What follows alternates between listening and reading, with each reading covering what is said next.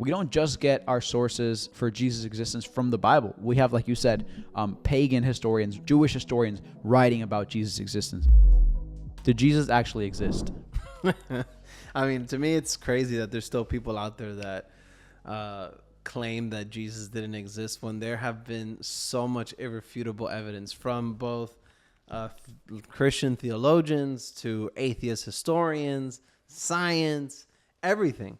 I mean, even you want to even go further back. There's, I think, proof already of Noah's Ark that it landed on the mountain that it landed on. Mount Ararat, I think it's called. Yeah. Mount Ararat. Like, there's proof of it. Like, you can see the dent, the curvature or and the something curvature in the of soil. what the ark would have been, you know, and they matched it with the length of what God said it would be and all that stuff. And I'm like, man, how can you keep refusing, you know, things like that? And, you know, but yeah, to me, it's insane. Like, Jesus was 100% a real person, and not just in our Bible. I mean, the Quran talks about Jesus.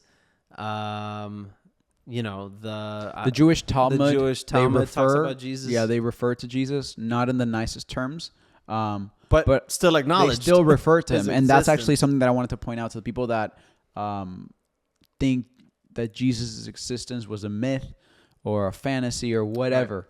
Right. We're not talking about the Greek gods here. We're not talking about the Hindu gods where they may or may not be mythological figures. No, Jesus was a historical person, a real, verifiably real historical person. And just to name two, well, first of all, I'll shout out to Lee Strobel, his book, The Case for Christ. He breaks down a lot of the sources that we have for Jesus' existence and Jesus' bodily resurrection. But also, there's a book by a famous atheist, actually, by the name of Bart Ehrman. He wrote a book called Did Jesus Exist?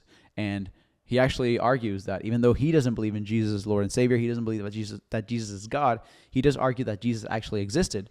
And two of the historians that he names is Josephus, who was a Jewish historian who writes around the year 70 AD, I believe, about how Jesus actually lived. And there was this man, Jesus, who, you know, supposedly did these miracles and things of that nature. And so we have Josephus, the Jewish historian.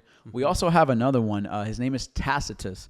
Tacitus is a Roman historian who also wrote about Jesus. Here you have two historical figures, two historians who wrote around the time of Jesus about Jesus' life. And so we don't just get our sources for Jesus' existence from the Bible. We have, like you said, pagan historians, Jewish historians writing about Jesus' existence. And so that was the first one we wanted to kind of debunk, right? For the people that say maybe Jesus didn't exist, he actually existed.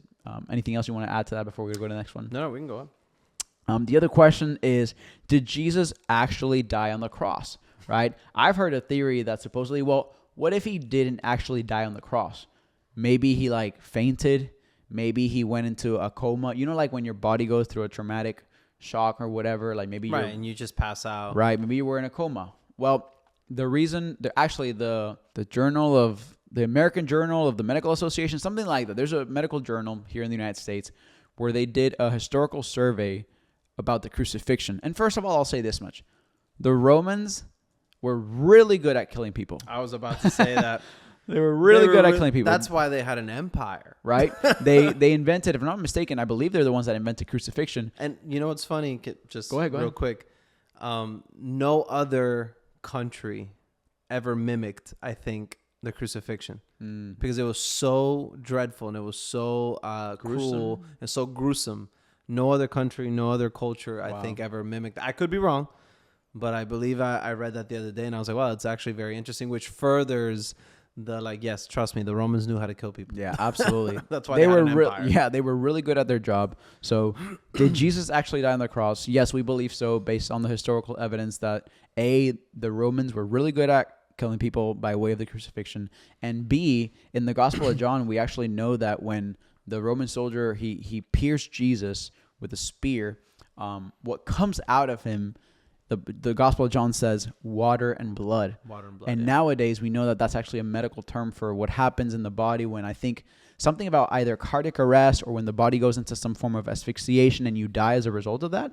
The liquid that comes out of your body is that mixture of water and blood. So I'm not a doctor, but you can look into this, how the body will produce a certain kind of liquid when it goes into this type of shock. And so the fact that water and blood came out of his body was an indication that Jesus was already dead on the cross. And so that's another common hypothesis that people throw out. Well, maybe he didn't actually die on the cross.